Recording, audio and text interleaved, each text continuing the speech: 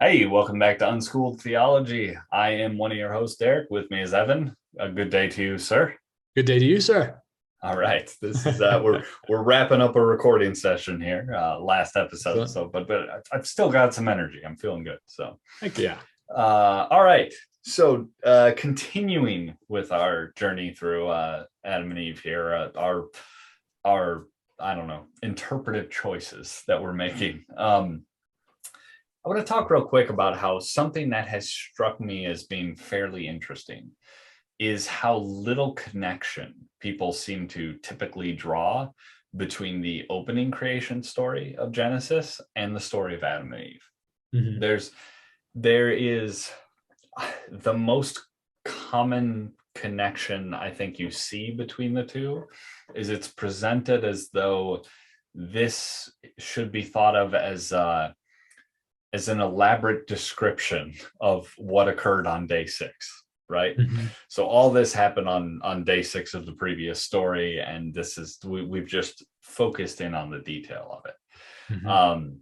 I've even seen analysis that goes so far as to read into that what type of plants were created on the day where plants are created. Not all of the plants are created, just some of them, and then more of them are created on day six. And I don't know. Mhm. Interesting way of reading things into it. Um, but I think more often than not, what you see is kind of we're going to now treat this as its own story without really referencing the first story that you just experienced, Mhm. kind of disconnected altogether. And in a way, I think that there's a reasonableness to that approach. The two stories are very, very different. Um, some scholars have even gone on to suggest that they are two separate stories. They first emerged as two separate stories and have been smushed together here in the Yeah. Bible Yeah. because of how different they seem. Um, Here, though, I want to look at this in a very specific approach in terms Mhm. of doing this, and that is to see it as a successor to the initial creation story. Mhm. It is the successive story. It's put there following it up for a reason, right? And so Yeah. we're gonna say that it builds upon that first story. Mhm. Now, this is very difficult. It's difficult to approach it this way if one is insistent upon a materialist approach to these early Genesis stories. Because if you're taking that approach and you're seeing both these stories as being very materially Grounded. accurate, Yeah. then it requires that you look at this as an elaboration of detail that you saw in the first. That is the way you have to approach it. And like I said, it leads you to make all sorts of strange um, choices regarding the vegetation and those kind of things. And these are, again, choices. And one of the things we're trying to do with our approach is to minimize actually the level of choices we need to make. Mhm. Um, so I would argue that if you are looking from a more functional and spiritual perspective, I think you can see this as the next set of instructions, right? If Genesis 1 is giving us the first set of instructions about how we're supposed to understand the reality, the universe we inhabit, that first set of instructions, then this is the follow-up set of instructions. And so it's not about exactly how things occurred in a historical perspective, but it's okay. Once you have the information that you had in Genesis 1 and that you got from our first creation story, here's the next information that you need to know, right? It is very much the successor and therefore very dependent upon what was revealed in Genesis 1. Um, so our Mhm. analysis of this second story, the focus is going to be looking at this through the lens that was provided in the first, right? So in the first story, we get this idea of the lens that we'll look through is this idea of humanity as the image of God, meant to continue the ordering process that God has begun. Right? And the question I think one might ask after seeing, okay, this is what humanity is meant for, is, okay, how do we do that? Right? That seems like an obvious question. But the next portions of Genesis, and I think this is kind of interesting, I would say right up through the story of Babel, at least, because this is as far as I've sort of really examined this closely. And one could make an argument it does even extend further than that into Abraham, but there I think we get a little bit different approach. I think it's very precisely done up through the story of Babel, that Genesis is answering this question of, okay, how do we do that? But instead of saying how we do it, it first starts by telling us all the ways we would fail. Right? Yeah, that was going to be my response, is how do we do it? My response would be poorly. Yes. And that's sort of what this gets to, right? The first thing it does is examines, you're not going to do it perfectly, right? And that really is one of the major takeaways of the story of Adam and Eve, is you're going to fail, right? You're going to fail at this. That of course is because we are fully human.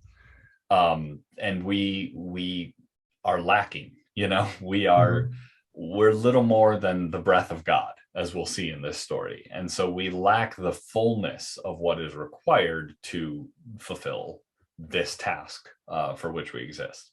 Yeah. I think perspective is so interesting, because just very naturally, as we read the first story, we took all that God was doing as something to emulate. We naturally read it from that perspective, and so read it from the perspective of God almost. That was the intent, is to us to attempt to assume this role. Right. And then what happens is very naturally, going into the second story, we read it from the perspective of Adam and Eve. We read it as though we are Adam and Eve. Because in many ways, we are Adam and Eve. We don't maintain the perspective of being God and although that's one of the playing things, that role. That's one of the things we'll try and do through this story, right? Fair maintain enough. Some of that perspective. Fair enough. I think it's interesting that we assume that role, because that does it lends itself to it, and we tend to humans aren't in the story in the first chapter, right? Humans aren't in the story, and so the only thing for us to latch onto is that which is most anthropomorphized in that story, which is God, and playing the most role. Yep. But as soon as you add humans, we're naturally going to attach ourselves to them in the story. Yeah. Right. Yeah. And so the first thing presented, if you were telling a story of anthropomorphized foxes or I don't know, some rodents or whatever, and then you introduce humans into that story, suddenly we identify with the humans, right? So if you imagine you're doing this, you're looking at a story of anthropomorphized mice, you might identify with the mice if they're behaving in very human-like ways. But as soon as you introduce the human, then suddenly you see those mice as like the world that is going on around you. It's like, oh, that world is happening down at my feet now because there are humans and I'm human. And so we're drawn to identify with that which is most like us, which once you introduce Adam and Eve, clearly we are most like them. Yeah. I think it's interesting then that failure is the next thing that's introduced. Yes. Yeah. Yes. And not a kind response to failure. And so you have this ideal, or this thing that you're intended to be. Yeah. Okay. Yeah, that's a good way of putting it. It's not a so kind, and not a catering response to it. I think that would be better, more accurate. For sure. And so that's introduced, this ideal is established, and then it's made very clear that ideal is not going to be achieved, or has not been achieved, at least if we're looking historically. It's very it is very interesting. I think a successor story makes sense, though. Yes. Okay, so with that in mind, that actually is one of the key ideas, seeing this as a successor story in terms of thinking about the idea of original sin.